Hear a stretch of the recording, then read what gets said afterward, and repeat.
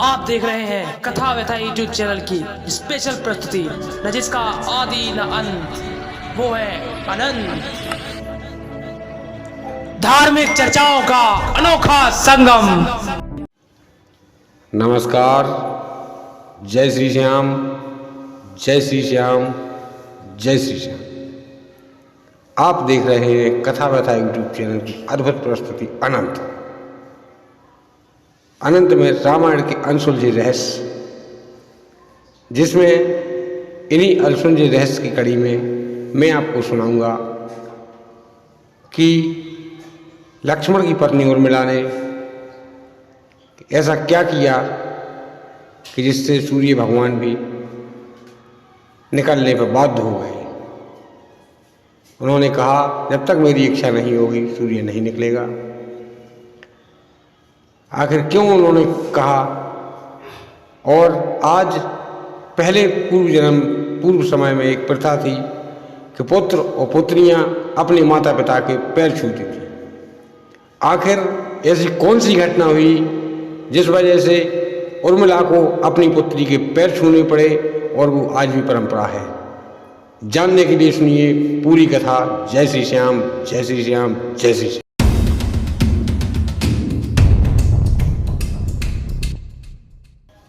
प्रसंग उस समय का है जब हनुमान जी बूटी लेकर जा रहे थे। बूटी लेकर जा रहे थे, उस समय पे भरत ने बाण मारा। क्या भरत रात भर जागते रहते थे? क्यों बाण मारा? उस समय पे, उस दिन, जिस दिन भरत ने बाण मारा, उस दिन सभी लोग अयोध्या में, अवध में भगवान के समय में रात्रि के दूसरे पहर में, रात्रि के पहले पहर में सो जाया करते थे। यानी कि 6 बजे से 9 बजे तक लोग सो जाया करते थे और 9 बजे के सोने के बाद सुबह ब्रह्म मुहूर्त में सभी लोग जाग जाया करते थे। तो लगभग 9 बजे जब सभी लोग सो गए तो 11 बजे के लगभग में माँ कौशल्या को एक स्वप्न आया, अशुभ स्वप्न। उन्होंने शत्रुघ्न को बुलाया और शत्रुघ्न से कहा कि जाओ इसी वक्त गुरु वशिष्ठ को बुला के लाओ। शत्रुघ्न रथ लेकर जाते हैं और गुरुदेव को अविलंब माँ के पास पेश करते हैं। माँ कहती हैं, गुरु की चरण वंदना करती हैं और कहती हैं, हे गुरुवर, मैंने आज एक अशुभ स्वप्न देखा है, उसका फल क्या है आप मुझे बताएं। अशुभ स्वप्न बताती हैं। उस पर गुरुवर कहते हैं कि मुझे कुछ समय चाहिए। थोड़ा समय लेने के बाद गुरुवर कहते हैं, हे माँ कौशल्या। पहले कौशल्या कहते हैं, फिर कहते हैं हे माँ। उसका मतलब ये था कि कौशल्या उनकी शिष्या हो गई और माँ का मतलब जो भगवान की माँ है तो समस्त सृष्टि की माँ है। तब वह कहते हैं, हे माँ, परेशान होने की आवश्यकता नहीं है और वैसे बात परेशानी वाली भी है, आप शेष के प्राण संकट में हैं। तब माँ कहती हैं कि शेष के प्राणों से मुझे क्या लेना क्या देना, आप खुल के क्यों नहीं कहते? तब वह कहते हैं कि आप जानती नहीं कि लक्ष्मण शेष नाग के अवतार हैं और उनके प्राण संकट में हैं। तब माँ कहती हैं कि इसका कोई विधान, कोई उपाय यदि हो तो आप मुझे बताइए। उस समय पर गुरुदेव कहते हैं कि यदि सूर्योदय से पहले पुत्र रक्षा यज्ञ हो जाए तब यह प्राण बचाए जा सकते हैं। और इसमें काफ़ी समय लगेगा, बहुत टाइम लगेगा, लेकिन एक विकल्प है कि अगर अयोध्यावासी पूरी अयोध्या एक साथ लग जाए, तत्काल ही यज्ञशाला बनेगी, तत्काल ही वेदियाँ बनेगी और तत्काल ही सुबह होने के पूर्व स्वाहा स्वाहा करके हवन हो जाएगा। 3 घंटे का समय उसमें लगेगा। यदि इतना कार्य हो सके करवा लें तब तो प्राण बच सकते हैं, वरना प्राण बचना असंभव है। इतना कहकर माँ तत्काल ही गुरुदेव से कहते हैं, गुरुदेव इसके लिए क्या करना पड़ेगा? तब गुरुदेव कहते हैं कि हमारी अयोध्या में एक नियम है, अयोध्या में एक नियम था कि हर घर में शंख रखे रहते थे। शंख जब रात में एक बार शंख तू करके बजाया जाता था केवल, तो उसका मतलब होता है कि सेना सावधान हो जाए, कोई दुश्मन चढ़ाई करने वाला है। जब शंख में 2 तुतकारें लगाई जाती हैं तब मतलब ये होता था कि पब्लिक सावधान हो जाए, कुछ संकट आने वाला है। और जब शंख पर 3 तुतकारें तू तू तू तू करके 3 बार बजाया जाता था ऐसा 3 बार यानी कि 9 बार शंख बजाया जाता था, तब उसका अर्थ होता था कि राजमहल पर घोर संकट है और आप जितने जल्दी हो सके राजमहल में पधारें। जब शंख 3 तुत्कारों से बजाया जाता है, एक घर में शंख बजता है, दूसरा आदमी सुनता है वो अपने घर में बजाता है, तीसरा सुनता है वो अपने घर में बजाता है, आखिर में पूरी अयोध्या में शंख की ध्वनि फैल जाती है। 3-3 तुत्कारें होती हैं। लोग समझ जाते हैं कि राजमहल में फिर से कोई संकट आन पड़ा है, क्योंकि भगवान तो है नहीं, हो सकता है कोई बड़ा संकट हो। इसीलिए जितने भी लोग थे समस्त लोग दौड़ के भागते हैं, बूढ़े, वृद्ध, नौजवान, औरतें, आदमी सब लोग राजमहल में पहुंच जाते हैं। रात दरबार लगता है, वहाँ पर गुरु जी को बैठाया जाता है, क्योंकि राज सिंहासन पर तो कोई बैठ नहीं सकता था। वहाँ पे भगवान की खड़ाऊँ बैठी हुई थी और उसके बगल में सिंहासन होता है, उस पर गुरुवर बैठते हैं, माँ तीनों माताएं बैठती हैं। तब गुरुवर से पब्लिक पूछती है कि क्या बात है गुरु जी, आपने मुझे क्यों बुलाया? तब गुरु जी कहते हैं कि हमारे पुत्र लक्ष्मण पर संकट है और यदि आप चाहें तो इस संकट का निवारण हो सकता है। तब लोग कहते हैं कैसे राजकुमार को लक्ष्मण को बचाया जा सकता है, आप मुझे बताएं। तब गुरुवर एक स्थान बताते हैं, कहते हैं उस स्थान का जंगल साफ करो। जंगल साफ करने के बाद पूरा मैदान साफ करके उसमें यज्ञ वेदी बनाओ। 1008 यज्ञ वेदी बनेगी और सुबह सूर्योदय के पहले या 3 घंटे का यज्ञ भी होगा। लोग अपने घर से ईंटें लाते हैं, कुछ फावड़े लाते हैं, कुछ गैतियाँ लाते हैं, कुछ कैसी भी व्यवस्था बना के। जब आप लोग जानते होंगे कि जहाँ एक आदमी काम करता है और 10 आदमी काम करते हैं तो वो काम 10 गुना बढ़ जाता है, और जहाँ हजारों आदमी एक साथ कार्य करते हैं तो घंटों का काम मिनटों में नहीं, सेकंडों के 100वें हिस्से पल में हो जाता है। यहाँ पर लोग तत्काल अविलंब लग जाते हैं और पूरा कार्य कंप्लीट कर देते हैं। 11 बजे से 12 बजे तक यज्ञ वेदियाँ बन के तैयार हो जाती हैं। गुरुदेव अपना हवन शुरू कर देते हैं और भरत जी से कहते हैं कि हे भरत, तुम यज्ञ रक्षा के लिए यहाँ गेट पर खड़े हो जाओ। और शत्रुघ्न को हवन पर बैठाया जाता है और शत्रुघ्न हवन, गुरुदेव हवन करवाते हैं, शत्रुघ्न स्वाहा स्वाहा करना शुरू कर देते हैं। उसी समय पे जब यज्ञ चल रहा होता है, उसी समय पे हनुमान जी आकाश मार्ग से बूटी लेकर उड़ रहे थे। भरत जी ने देखा कि कोई चमकता हुआ विशाल राक्षस इस यज्ञशाला पर कुछ गिराने वाला है। भरत जी वहीं से बाण छोड़ देते हैं नंदीग्राम से, और जब बाण छोड़ते हैं तब हनुमान जी में बाण लगता है और हनुमान जी राम का नाम लेते हुए जमीन में गिर जाते हैं। अगर आप लोग जानते होंगे, आप लोगों ने दर्शन भी किए होंगे, लेकिन आप जानते नहीं हैं, इसीलिए आप अनजान हैं। जो आप इलाहाबाद जाते हैं, इलाहाबाद गंगा स्नान करने के बाद जब लौटते हैं, हनुमान जी लेटे हुए हनुमान जी हैं, वह वही हनुमान जी हैं जो कि अयोध्या से 80 किलोमीटर आगे नंदीग्राम से भरत जी ने बाण मारा था और इलाहाबाद में हनुमान जी गिरे थे और जमीन में 15 फीट नीचे चले गए थे। भरत जी तत्काल आते हैं घोड़ों से और देखते हैं, और हनुमान जी राम राम कहते हैं। भरत जी उनसे हाल पूछते हैं। भरत जी को हनुमान जी पूरा हाल सुना देते हैं कि ऐसा ऐसा है और आपने गलत कर दिया है, अब हम रुक गए हैं, हम कैसे पहुंच पाएंगे। तब भरत जी कहते हैं, अपने धनुष पर एक बाण का अनुसंधान करते हैं और कहते हैं, हे हनुमान, इस पर बैठो और मैं तुम्हें अविलंब पलक झपकते ही लंका पहुंचा दूंगा। तब हनुमान जी कहते हैं, हे भैया, हमें उस चीज़ की आवश्यकता नहीं पड़ेगी, भगवान के नाम में ही इतनी ताकत है कि मैं जय श्री राम कहूँगा और पलक झपकने के आधे पलक में ही भगवान के समक्ष पेश हो जाऊँगा। इतने में तीनों माताएं आ जाती हैं और वो कहती हैं, क्या हुआ क्या हुआ। भरत जी पूरी स्थिति बताते हैं। तब कौशल्या हनुमान जी से कहती हैं कि हनुमान, हमारी एक बात सुनो, तुम भगवान से कहना, तुम्हें मेरी सौगंध है, तुम भगवान से कहना कि जैसे राम लक्ष्मण सीता गए थे उसी प्रकार से वापस आना चाहिए। यदि लक्ष्मण मर जाता है या कुछ हो जाता है तो राम अयोध्या में मत नहीं आना, तुम्हें ऐसा ही कहना है, तुम्हें मेरी सौगंध है। इस पर कैकेयी कहती हैं कि हे हनुमान, तुम्हें ये नहीं कहना है, तुम्हें कहना है कि यदि लक्ष्मण को कुछ हो जाता है तो भरत भी यहाँ है। इस पर सुमित्रा कहती हैं कि अगर लक्ष्मण मर भी जाता है तो कोई गम नहीं है, उसका छोटा भाई शत्रुघ्न है, वो सेना लेके आ जाएगा। हनुमान जी कहते हैं कि हे माँ, हमें अब ये बताइए कि मैं किसकी बात कहूँ, किसकी नहीं कहूँ। इस पर विचार विमर्श करते हुए हनुमान जी कहते हैं, भरत जी कहते हैं, हे हनुमान, तुम निकलो यहाँ से, तुम्हें जल्दी आना है। और भरत जी हनुमान जी को निकाल देते हैं। हनुमान जी को निकालने के बाद भरत जी कहते हैं, हे हनुमान, अब ये बताइए, निकालने के पहले कहते हैं हमें ये बताइए कि यदि मैंने एक बाण नहीं चलाया तो अनर्थ हो जाएगा। जिस प्रकार से भारत इंडियन आर्मी में कई तोपें ऐसी होती हैं, कई बंदूकें ऐसी होती हैं कि जिनमें एक बार गोली भर जाए तो वापस नहीं निकलती, उसे छूटना ही पड़ेगा। इसी प्रकार से जब प्रत्यंचा पर बाण चढ़ जाता था तो उसे छोड़ना ही पड़ता है। तब हनुमान जी कहते हैं कि हे भैया, अगर आप करना ही चाहते हैं तो इस बाण का संधान बताइए कहाँ तक है।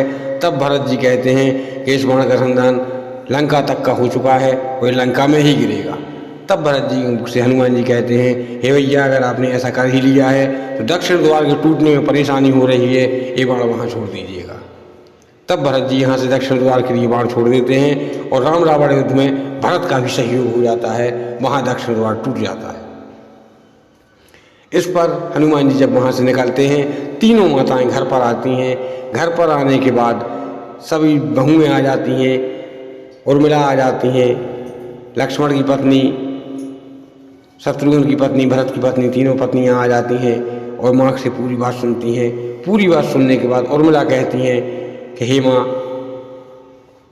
अब मुझे कुछ समय चाहिए, और अपने बंद कमरे में चली जाती हैं। माँ कहती हैं कि हे पुत्री, तुम कहाँ जा रही हो, कोई गलत कार्य मत करना।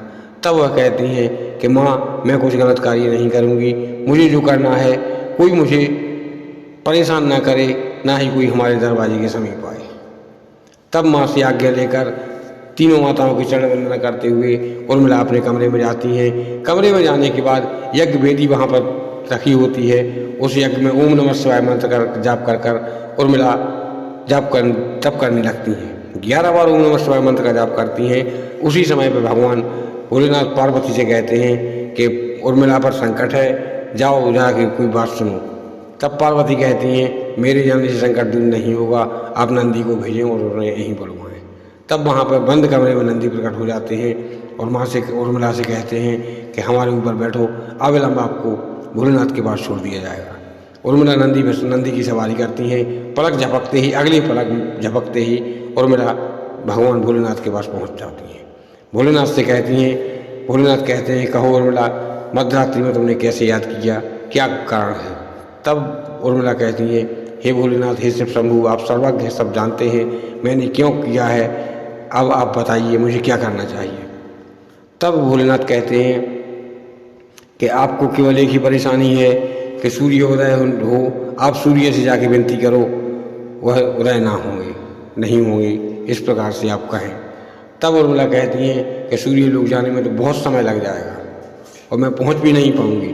तब भोलेनाथ कहते हैं कि इस पत्थर पर बैठ जाओ और उससे कहना, हे कैलाश के पत्थर, मुझे सूर्य लोक ले चलो। यह पलक झपकते ही तुम्हें सूर्य लोक ले जाएगा। वहां से लौटने के लिए भी तुम यही कहना तो हमारे पास वापसी आ जाओ। तब उर्मिला पत्थर पर बैठ जाती हैं और कहती हैं, हे भोलेनाथ, हे कैलाश के पत्थर, मुझे सूर्य लोक ले चल। सूर्य भगवान वहाँ सो रहे होते हैं, उन्हें जगाया जाता है। उर्मिला के पहुँचने के बाद भगवान जागते हैं और उर्मिला विनती करती हैं कि हे भास्कर, हे भगवान, हे सूर्य देव, मैं आपसे निवेदन करती हूँ कि मेरे पति के प्राण संकट में है और सुषेण वैद्य ने कहा है कि जब तक सूर्योदय होने के पूर्व भी ड्यूटी आ जाना चाहिए। यदि सूर्योदय हो जाएगा तब लक्ष्मण के प्राण नहीं बचेंगे। आप एक काम कीजिए कि जब तक भगवान ड्यूटी ना दे दें, हमारे पति सही नहीं हो जाए, जब तक आप नहीं निकलना। सूर्य कहते हैं कि मैं ऐसे किन किन की लोगों की बातें मानता फिरूंगा, इस प्रकार की सृष्टि का सारा विधान बिगड़ जाएगा, मैं तो उदय समय से ही हूँगा। तब उर्मिला को क्रोध आता है और क्रोध में लेके उर्मिला श्राप दे देती हैं कि यदि मैं सच्ची सती हूँ तो मैं श्राप देती हूँ कि जब तक मेरी इच्छा ना हो, यदि सूर्य निकलेंगे तो जल के भस्म हो जाएंगे। इस प्रकार से सूर्य देव को श्राप देते हुए उर्मिला वापसी आ जाती हैं और भोलेनाथ से कहती हैं कि अब अपने प्राण को बचाने के लिए, अपने प्राण प्रिय को बचाने के लिए कोई उपाय बताइए। तब वह कहते हैं कि उपाय केवल एक ही है, अगर तुम बचा सकती हो, मांग सकती हो, तो किसी से अपने पति के प्राण मांग लो तो तुम्हारे पति बच जाएंगे। तब उर्मिला कहती हैं कि भोलेनाथ मैं समझी नहीं, समझा पूरी बात समझाइए। तब भोलेनाथ कहते हैं कि यदि सती सुलोचना अपने पति मेघनाथ के प्राण तुम्हें दे दे तब तुम लक्ष्मण के प्राण बचा सकती हो, क्योंकि दो में से एक को मरना निश्चित है, और अगर नहीं देगी तब तुम लक्ष्मण के प्राण बचाना असंभव बात है। इस प्रकार से माँ कहती हैं, उर्मिला कहती हैं कि मैं कहाँ कैसे पहुँचूँगी, नागलोक तक जाने में समय लग जाएगा। भोलेनाथ कहते हैं जब सूर्य लोक जाने में समय नहीं लगा तो नागलोक जाने में क्या समय लगेगा, बैठो पत्थर पर और इसे आदेश दो कि तुम्हें छोड़ देगा। उर्मिला फिर से पत्थर पर बैठती हैं, आदेश देती हैं पत्थर के लिए कि हे कैलाश के पत्थर मुझे नागलोक ले चल। नागलोक में पहुंचने के बाद सब लोग देखते हैं कि नाग माता आ चुकी हैं, क्योंकि नाग माता नाग अवतार भगवान लक्ष्मण जी हैं, उस हिसाब से नाग माता उर्मिला हुई और नाग कन्या सुलोचना है। तब लोग कहते हैं आइए माता श्री आइए। माँ कहती हैं कि पुत्री कहाँ है। तब वह कहते हैं कि वह तो अपने ससुराल में है। तब उसे कहते हैं कि तत्काल बुलाया जाए, और तत्काल तब सुलोचना के पास काम ध्वनि पहुंचती है। जिस प्रकार से आज फोन की घंटी बजती है उसमें से आवाज़ जाती है कि तुम्हारी माता तुमसे मिलना चाहती हैं और अविलंब माता के पास आओ। तब सुलोचना कहती हैं कि मैं अविलंब माँ के पास पहुँचती हूँ, थोड़ा समय दीजिए। इसके बाद वहाँ पर युद्ध जीतने की खुशी में मेघनाथ सो रहा था अपने पलंग पर। मेघनाथ के पास जाती हैं और जगाती हैं और कहती हैं कि हे प्राणप्रिय उठिए। तब मेघनाथ कहता है कि मध्यरात्रि में मुझे क्यों उठा रही हो। तब वह उठाती हैं और उर्मिला पूरी बात समझ जाती हैं। तब वह रोती हुई कहती हैं कि अब बताइए मैं क्या करूं। मैं जो आपसे कहने जा रही हूँ वो आप लंकापति रावण के पुत्र मेघनाथ बनकर नहीं सुनेंगे। दूसरी बात, मैं जो आपसे कहने जा रही हूँ वो बात आप इंद्रजीत मेघनाथ बनकर नहीं सुनेंगे। मेघनाथ कहता है बात तो बताओ, सफाती देती रहोगी क्या। तब वह कहती हैं कि जो बात मैं कहने जा रही हूँ वो आप मेरे पति परमेश्वर सती के पति बनकर ही सुनेंगे। तब मेघनाथ वचन देता है कि मैं सती का पति बनकर ही सुनूंगा। अब बताओ बात क्या है। तब वह कहती हैं कि मेरी माँ वहाँ पर आ चुकी हैं और वो तुम्हारे प्राण मांगेंगी। अब बताइए मैं क्या करूं। तब मेघनाथ कहता है ठीक है, तुम्हें जो अच्छा लगे वो करो, मुझे नींद आ रही है, लौटने के बाद मुझे पूरा हाल बता देना। इतनी बात कहकर मेघनाथ सो जाता है और सुलोचना वहाँ से मंत्र पढ़ती हैं और सीधे नागलोक पहुँचती हैं। जब नागलोक पहुँचती हैं तो माता उर्मिला सुलोचना के पैरों में गिर जाती हैं, कहती हैं हे बेटी मेरा सुहाग बचा लो। तब सुलोचना कहती है कि हे माँ ऐसी कौन सी बात है, ऐसा कौन सा महाप्रलय आ चुका है धरती पर जो आज आपने विधि का विधान ही बदल दिया कि पुत्री हमेशा माता पिता के पैर छूती है और आज आपने मेरे पैर साष्टांग प्रणाम करके पैर छुए हैं। ऐसी कौन सी वजह है, तो अब मुझे बताओ क्या चाहते हैं। तब वह कहती हैं कि मैं तुमसे कुछ मांगना चाहती हूँ। तब सुलोचना कहती है कि मांगो, लंकापति रावण की पुत्र वधू हूँ और लंका में जो भी आया है भिक्षुक मांगने वाला कभी भी लंका से खाली हाथ नहीं गया है।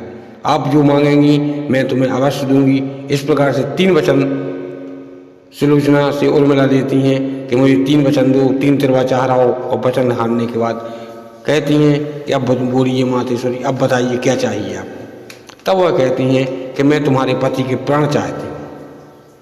इस पर उर्मिला कहती है ठीक है मातेश्वरी, मैंने आपको अपने पति के प्राण दिए, अब मैं जा रही हूँ। इतना कहते हुए रोती हुए वापसी चली जाती है।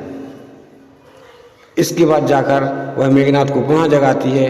मेघनाथ जागता है, बोले कहता है क्या बात है अब बताओ। बोले नहीं, पूर्ण वेग में जागो। तो पूर्ण वेग में मेघनाथ जाग जाता है, जल पीता है। इसके बाद मेघनाथ कहता है कि अब बताओ प्राण प्रिय बात क्या है। तब वह कहती हैं कि मैं अपनी माँ को तुम्हारे प्राण देकर आ रही हूँ। अब मैंने गलती की है या अच्छा किया है ये ईश्वर जाने या विधाता जाने। मुझे जो अच्छा लगा मैंने अपनी माँ को तुम्हारे प्राण दे दिए हैं। अब तुम गुस्सा करो चाहे अच्छा करो, मैं तो वचन दे आई हूँ माँ के लिए। तब मेघनाथ कहते हैं ठीक है, अगर तुमने वचन दे दिया है तो मैं भी उसमें कोई विरोध नहीं करूँगा, लेकिन एक शर्त मेरी भी सुनो कि जब कल लक्ष्मण शक्ति लगने के बाद रामायण में एक नियम था कि जब कोई घटना घट जाती थी तो युद्ध विराम की घोषणा होती थी। महाभारत में ऐसा कुछ नहीं हुआ है। जब लक्ष्मण को शक्ति लगी थी उस दिन रावण ने 2 दिन युद्ध विराम की घोषणा की थी कि यदि भाई को अच्छा कर सकते हो तो अच्छा कर लो, और अच्छा नहीं कर सकते हो तो दूसरे 2 दिन दाह संस्कार करने के बाद 2 दिन युद्ध विराम रहेगा, तीसरे दिन युद्ध शुरू होगा। जब मेघनाथ की मृत्यु हुई जब भी 2 दिन का युद्ध विराम हुआ, कुंभकर्ण की मृत्यु हुई जब भी 2 दिन का विराम हुआ, रावण की मृत्यु के बाद तो फिर युद्ध विराम हो गया था। इस प्रकार से मेघनाथ कहता है कि 2 दिन युद्ध विराम की घोषणा है। इसके बाद जब मैं जाऊंगा, जब मैं लड़ने के लिए जाऊंगा तो तुम्हारे लिए 2-3 चीज़ों का विशेष ध्यान रखना है। पहली चीज़, मैं दूध रख के जाऊंगा, जब मेरी मृत्यु हो जाएगी तो वह दूध खून में बदल जाएगा। दूसरी चीज़, मेरी भुजा कट के गिरेगी और मैं रंगोली बना के जा रहा हूँ या अपने दस्तखत करके जा रहा हूँ, जो केवल मैं ही संसार में केवल मैं ही अपने सिग्नेचर कर सकता हूँ, दस्तखत कर सकता हूँ, वह करके जा रहा हूँ। और मेरा भुजा गिरेगी और वो दोबारा में दस्तखत करेगी, तब तुम समझना कि मेघनाथ मर चुका है। और तीसरी बात, जब मैं युद्ध करने के लिए जाऊँ, रास्ते में जाते समय पर जब तुम तिलक करो उस समय तुम्हारी आंख में आंसू नहीं होना चाहिए। इतनी शर्त करने के बाद मेघनाथ कहता है कि अभी बहुत समय बाकी है, 2 दिन का समय है, 2 दिन जिंदगी है, अगर तो उसे सुखपूर्वक जिंदगी व्यतीत करो, हंसी खुशी जैसी जिंदगी व्यतीत करो, और अब तुम सो जाओ, हमें भी सोना है, सुबह और भी कार्य है। इतना कह के मेघनाथ सो जाता है। 2 दिन आराम करता है, हंसता खेलता है, किसी को कुछ किसी बात का पता नहीं होता है, केवल सुलोचना और मेघनाथ को इस बात का पता होता है। अब सुनिए, लक्ष्मी वहाँ से जब लौट के आती हैं, उर्मिला वहाँ से वापसी आती हैं, भोलेनाथ के पत्थर कैलाश के पत्थर पर बैठकर भोलेनाथ के समीप आती हैं और भोलेनाथ से कहती हैं मैंने अपना उपाय कर लिया है। तब भोलेनाथ कहते हैं ऐसा कैसा उपाय किया है कि तुमने किसी के इतना भी नहीं समझा कि अपनी पुत्री को विधवा करके तुम सुहागिन बन रही हो। तब उन्होंने सोचा कि मैं काम आंधी हो गई थी, मुझे केवल अपने पति के प्राण दिखाई दे रहे थे और मैंने जो उसे समझा वो मैंने कर लिया है, अब मुझे अविलंब घर तक छोड़ दो। तब वह कहते हैं कि इसी पत्थर पर बैठो और कहने को कि इसने मुझे अयोध्या छोड़ दो। जब तुम अयोध्या में पहुंच जाओगी तो इस पत्थर को आदेश देना, यही पत्थर कैलाश के पत्थर तुम जहाँ के तहाँ वापसी पहुँच जाओ, तभी वापस जहाँ का तहाँ आ जाएगा। इस प्रकार से आती हैं। और लक्ष्मण जब गए हुए थे तो एक दिया जला गए थे, उसमें तेल और एक बत्ती लग गए थे और उन्होंने से कह गए थे कि जब तक ये दिया जलता रहेगा इसमें कभी भी तेल मत डालना, इसमें कभी बत्ती मत लगाना और ना ही कभी हाथ लगाना, चाहे आंधी आए, चाहे तूफान आए, चाहे मेघ आए, इस पर कभी भी हाथ नहीं लगाना। ये कभी नहीं बुझेगा जब तक मेरी मृत्यु नहीं होगी, जब मैं मर जाऊंगा तब ये बुझ जाएगा। वह दीपक कुछ समय के लिए मलिन हो गया था, जब उन्होंने वापसी पहुंची तो वह पूर्ण वेग में जल रहा था। इसके बाद आप सभी लोग जानते हैं, जब इसके बाद जब युद्ध में जब सुलोचना आरती उतारती हैं तब उनकी एक आंख में आंसू आ जाता है। तब मेघनाथ कहता है हे प्रिय, ये क्या कर रही हो? क्या तुम जानती नहीं? क्या तुम भूल गई हो कि मैं, इतना कह के फिर से कहता है कि क्या तुम भूल गई हो मैं इंद्रजीत मेघनाथ हूँ। मैंने जब देवताओं को परास्त कर दिया, इंद्र को परास्त कर दिया, तब यह वनवासी क्या है? इतना कहकर मेघनाथ गर्भ से सर ऊंचा किए हुए बाहर निकल जाता है। सुलोचना को तो पता ही था कि आज होना क्या है। इसके बाद लक्ष्मण और मेघनाथ का युद्ध होता है। युद्ध होने के बाद लक्ष्मण मेघनाथ की बहुत समय तक युद्ध चलता है। युद्ध होने के बाद दोपहर के बाद लक्ष्मण बाण चलाते हैं और मेघनाथ भी बाण चलाता है। युद्ध होते होते अंत में मेघनाथ की मृत्यु हो जाती है। मेघनाथ की मृत्यु होने के बाद जब गर्भ से सर ऊंचा किए हुए लक्ष्मण भगवान राम के पास आते हैं और राम से कहते हैं कि आज मैंने इंद्रजीत को मार दिया है, खुशी मनाओ। तब सभी लोग खुशी मनाते हैं, लेकिन भगवान राम को खुशी नहीं होती। एकांत में लक्ष्मण जी पूछते हैं कि हे प्रभु, आप ये बताइए आप खुशी क्यों नहीं मना रहे?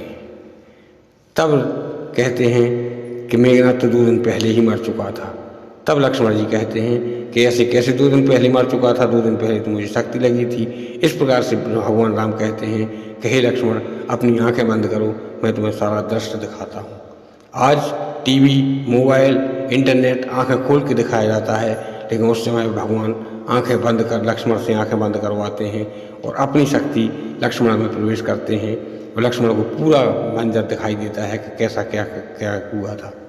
तब लक्ष्मण कहते हैं कि हे प्रभु, जो हुआ अच्छा हुआ, अब मैं क्या करूं? तब भगवान कहते हैं कि ठीक है, जाओ, खुशी मनाओ और मेघनाथ के सबको उसके पास वापस कर दो। इस प्रकार से रामायण में क्या क्या हुआ वो आप सभी लोग जानते हैं। अगर आपको ये कथा अच्छी लगी हो तो लाइक करें, शेयर करें, सब्सक्राइब करें। जय श्री श्याम, जय श्री श्याम, जय श्री श्याम, जय श्री राम, जय श्री राम।